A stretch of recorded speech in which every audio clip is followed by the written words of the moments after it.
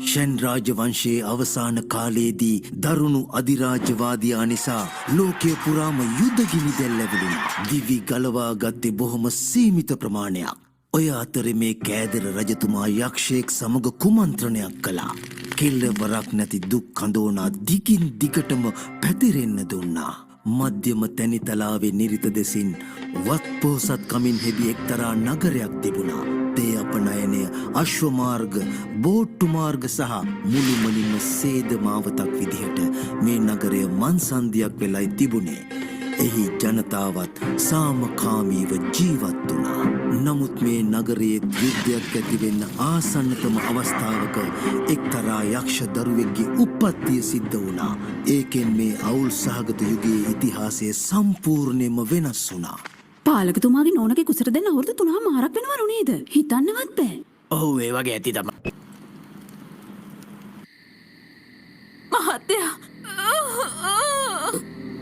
පාලකතුමනි, ආර්යාවගේ කුසට අවුරුදු 3යි මාස 6ක් වෙනවා. මෙච්චර කල් දරාගත් එකත් පුදුමයි. දැනුයි අවසාන මොහොත. මේ දෙන්නගෙන් කවුරු බේරෙයිද කියලා විශ්වාස නැහැ. මොකුත් හිතන්න එපා. ආර්යාවගේ ජීවිතේ අනතුරේ තියෙන්නේ. මිසුනේ, මන් දෙවියන්ගෙන් ඉල්ලනවා ඔයාවයි දරුවවයි දෙන්නම ආරක්ෂා කරන්න කියලා. ඔයා අපේ දරුවව මේ ලෝකෙට අරන් එන්න ඕනේ.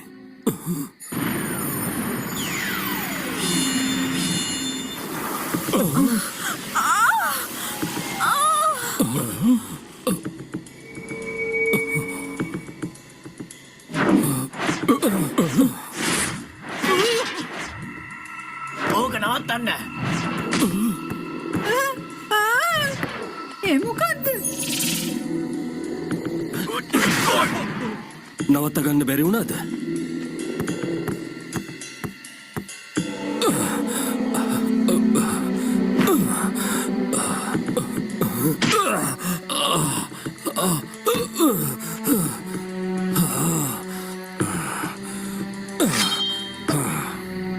ඕක නවත්තන්න. ඉන්නේ අපේම දරු පැටියා.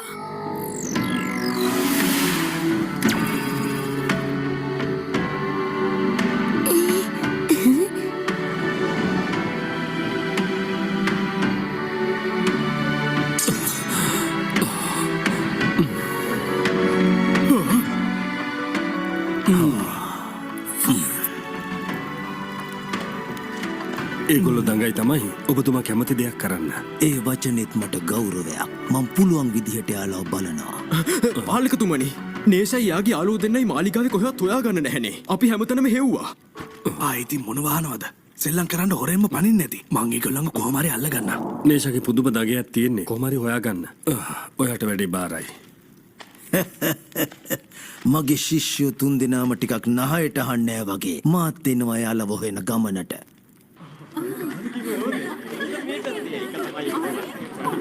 දෙයනේ.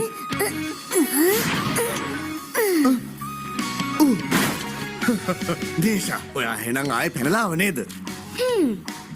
මෙයාගේ කඩුනම් කියවන එකමයි වැඩේ.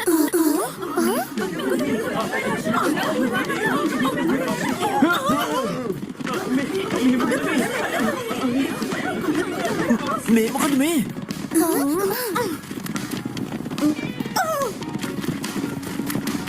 ඔයාලා දෙන්න යන්න.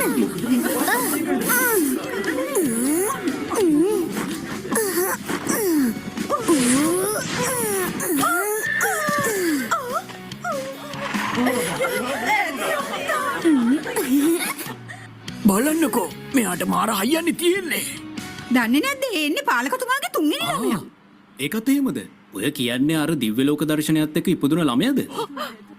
ඔයාලා හරියටම කිව්වා. මේ වගේ ළමයෙක් ඉන්න එක අපේ මේ මුළු රාජධානියටම හරිම වාසනාවක්.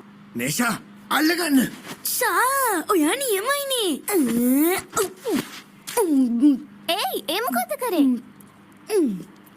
අපිට තියෙනවා.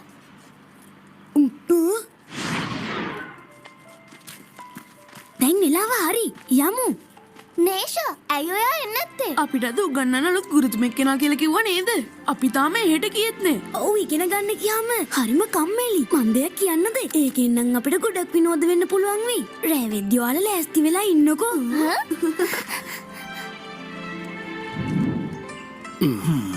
හරිමාගේ හරිමාගේ දෙවියනේ මොකද්ද මේ සිද්ධ වෙන්නේ?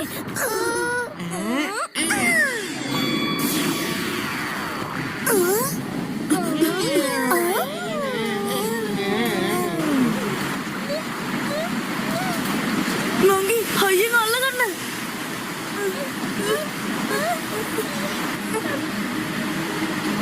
අන්නරේ බලන්න.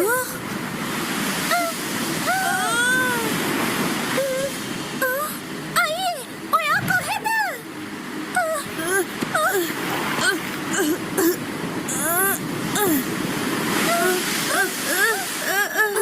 ඒගොල්ලොම බේරගමු.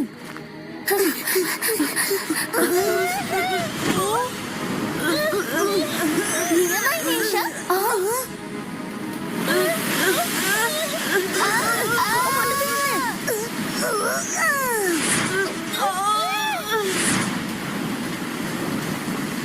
මෙහෙමද ඔයගොල්ලෝ සෙල්ලම් කරන්නේ?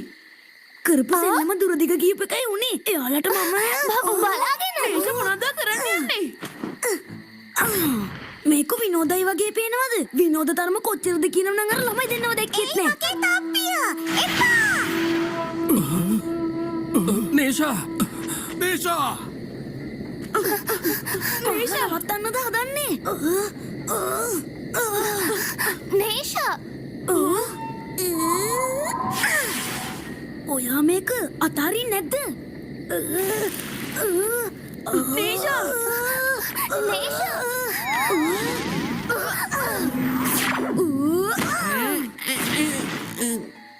අනේ මගේ තොප්පිය. කරපු වැරද්දට නම් පාඩමක් උගන්වන්න ඕනේ. නේෂ්වා කලබල වෙන්න එපා. පොඩ්ඩක් ඉවසන්න. කුකුකු. අන්න හරි. කුකුලගේ සද්දේ. කුකුලගේ සද්දට යාලා නිදා ගන්නවා.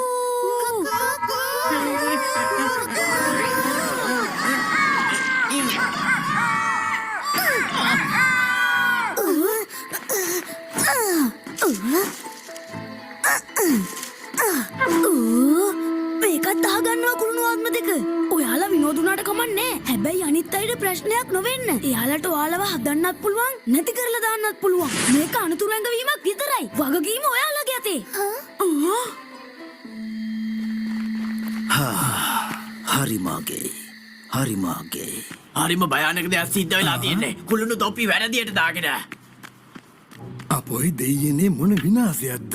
අපේ මුතුන් මිත්තු අපිට ඉතුරු කරලා ගියේ මේ වගේ කරදරමද? මොකද්ද? ඔයා ඒ කතාව කිව්වේ මටද? මොනවද ඔයා කියවන්නේ? නෑ ඔබ නවත්තන්න.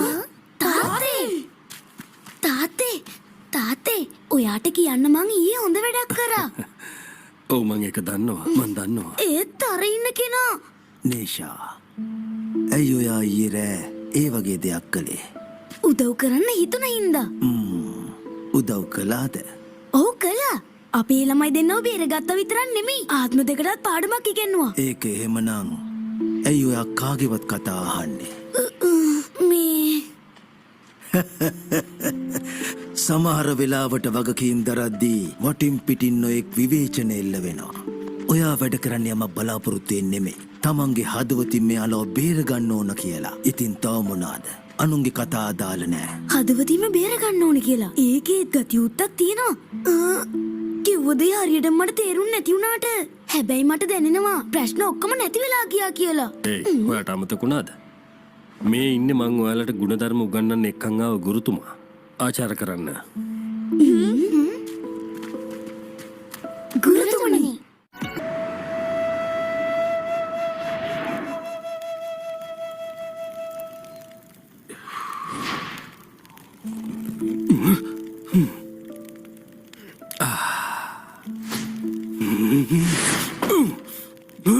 ගුරුතුමා අපේ ළමයි තුන්දෙනාටම උගන්වනවා කියලා කැමති වුණා නේද? ඒත් ඇයි එයාලට තව පරීක්ෂණයක් තියන්නේ? සංසුන් වෙන්න ඩෝයන් සංසුන් වෙන්න. සුව මධ්‍යම තැනිතලාවේ පිළිගැනීමක් තියෙන කෙනෙක්. මං හිතන්නේ පරීක්ෂණයට හේතුවක් ඇති. ඒක සහතිකයි. සංසුන් වෙන්න මට එහෙම බලන් ඉන්න බෑ. වෙන දේ ගිහින් බලන්න ඕනේ. ඉන්න. අපි දෙන්නම යමු. ඔබතුමාට දෙගිඩියාවත් තියෙනවා කියලා මට නිකමට හිතුණා. අපිට මෙහෙම ප්‍රශ්නයක් වෙයි කියලා හිතුවේ නැත්තම් සුවට එන්න කියන්න හේතුවක් නෑනේ. මොනව කරන්නද? හොඳයි කියන්නකො බලන්න ගුණධර්ම කියන්නේ මොනවටද? ගුරුතුමනි ගුණධර්ම කියන්නේ නියෝගවලට කීකරුවන එක. ඔය කියන්නේ උඩින් පේන දේනේ. හරි කාටද කියන්න පුළුවන් බුද්ධිය කියන්නේ මොකක්ද කියලා? බුද්ධිය කියලා කියන්නේ නියෝග පිළිපදින එකයි පිළිවෙලට වැඩ කරන එකයි. ඒක එහෙමනම් ඒ විදිහට වැඩ කරන්න. කතා කරන්න ඕනි නෑනේ. උත්තරේ හරියට ආවේ නෑ. නේෂා ඔයා මොකද කියන්නේ? ඔයාටවත් හරි උත්තරයක් දී ගන්න බැරි වුණොත් අපේ පන්තිය අදට මෙතනින් ඉවර කරනවා. ගුරුතුමනි ගුණධර්ම මොන වගේ වුණත් අපේ ගමේ මිනිස්සුන්ට හරියන දේවල් තියෙනවා නම් ඒකයි වැදගත්. මදයි ඉතින් ඔය කළා. මේ ළමයා මොන විකාරයක්ද මේ කියවන්නේ? මං ඔබතුමාගෙන් ඉගෙන ගත්තා ඒවා අනිත් අයටත් වැඩක් තියෙනවද කියලා බලන්න ඕනේ. නැත්නම් ඉතින් තේරුමක් නෑනේ.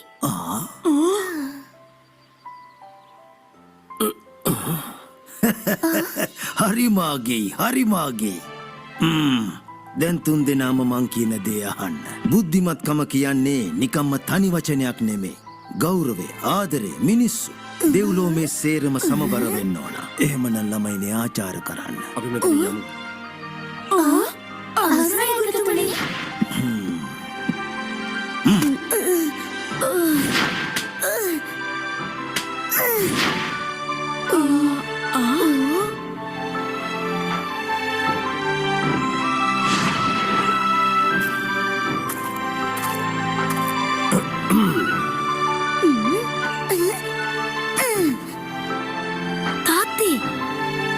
පාලකතුමනි ඔයාලා නරකම නෑ.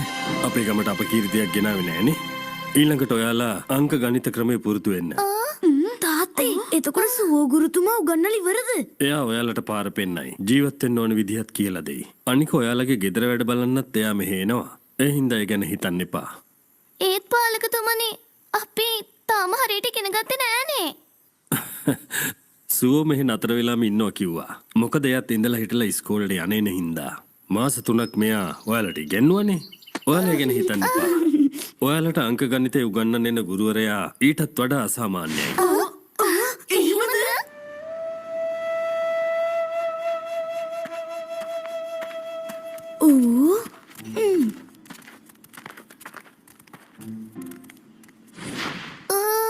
එතකොට අපිට උගන්වන්නේ ඩූ නැන්දද? මේ තේ හදන නැන්දද? හෙමීට බොන්න. අන්න හරි ඔයාලට තේරුණා. හොඳට ඉගෙන ගන්න. ඔහොම ඉන්න. ඩූ නැන්දේ මට ගුරුතුමී කියලා කියන්න. ළමයි ගණිත ශාස්ත්‍රය කියලා කියන ලොකු විෂයක්. ඒ හින්දා දඟලන්න එපා. අපේ ගම සමුද්දිමත් වෙන්න ඕනේ නම් වාණිජ පැත්ත හැදෙන්න ඕනේ. ඉතින් ඔයාලා ගණන් ඉගෙන ගන්න ඕනේ. ගණිත ශාස්ත්‍රයේදී බෙදීම, මිනුම්, සමපාත බෙදීම, උස පළල, ඉදිකිරි මිනුම්, ඍජුකෝණාශ්‍රාකාර අර, හිඟ සහ අතිරික්ත, ඒ වගේම හැඩතල. ඔයාලට මේ වගේ අංග ගොඩක් ඉගෙන ගන්න තියෙනවා. අපි මිනුම් වලින් පටන් ගමු. කම්මැලි වෙන්න බෑ. එතකොට නැන්දේ අපි තනියමද ඉගෙන ගන්න ඕනේ. නොතේරෙන දේවල් අහන්න. මට කඩේ කොටක් වැඩ තියෙනවා. මට හොඳ කේකක් හදලා ගේන්න පුළුවන්ද? මේ එනවා.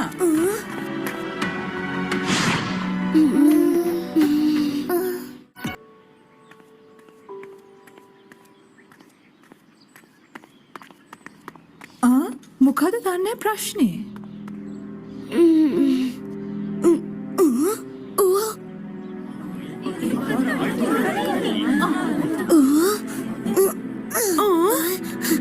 නේෂා අපිත් යමු.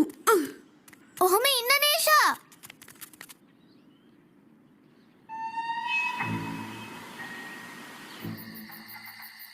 ඒයි තක්කඩි රෙල එළියට එනවා.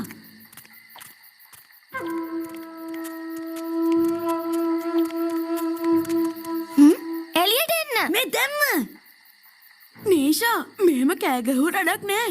එතන හොරු ගොඩක් ඉන්නවා නම් අපිට මේ වැඩේ. මොකද බයයිද? ඩූනන්ද කිව්වනේ ගමේ වාණිජ්‍ය පැත්ත හැදෙන්න ඕනි කියලා. ඉතින් ඔරුන්ට මේ වැඩේ කරන්න දෙන්න පුළුවන්ද? ඔව් එයාලව අත්තරින්න හොඳ නෑ. අපි කෑ ගහමු. ඇහුණද? එතන කවුරු හරි ඉන්නවා.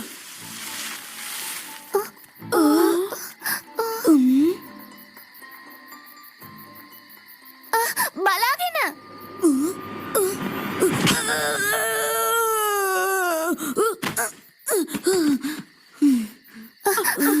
නේෂා ඔයාට අමාරුද?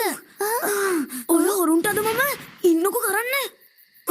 තාත්තේ පාලකතුමා හිතුවක්කාරකම මේ දවස්වල හොරු හැමතැනම. ඔයලම කොහොමද එයාලව අල්ලන්නේ? පාලකතුමා අපි මේ හරි සෝදිසි කළා. හොරෙක් නම් හම්බුනේ නෑ. තව ටිකක් බලන්න. එහෙමයි. මෙයාලා ඔයාලා මොනවද හිතුවේ? මට එයාලව අල්ලගන්න ඕනේ.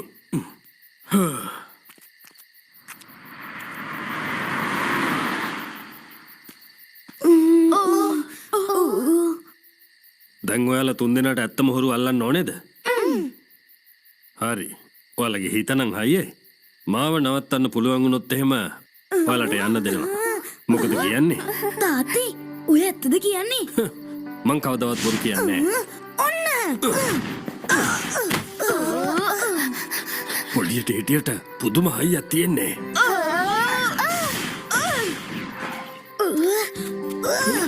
ඔන්න එහෙනම්.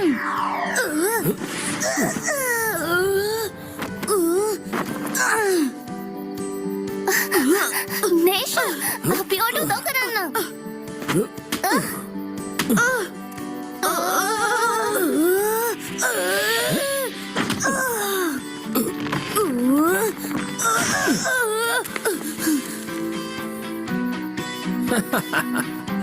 අයියෝ කොහොමද ඔය දරුවෝ මාත් එක්ක සටන් කරන්නේ?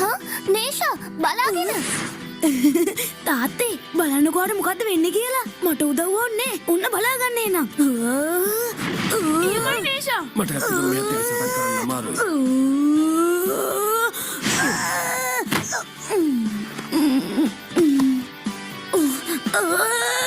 ඔයා මාව රැවට්ටුවා.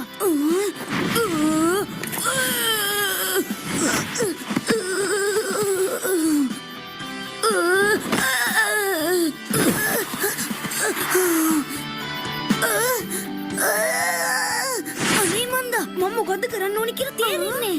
හරි.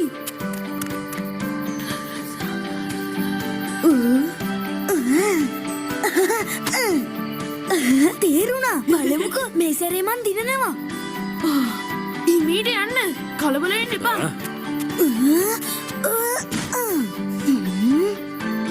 පාලකතුමාට වගේ සටන් එළියා පේන්න දෙන්න එපා. එක සැරේ පහර දෙන්න. එතකොටවට පහර දෙන්න පුළුවන්.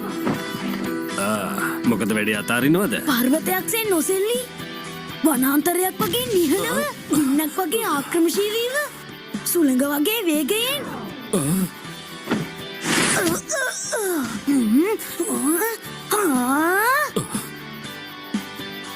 නරක ළමයා.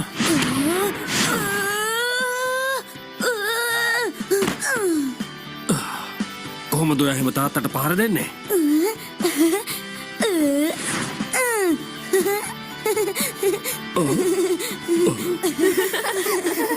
ඔයා පරාදයි පරාදයි.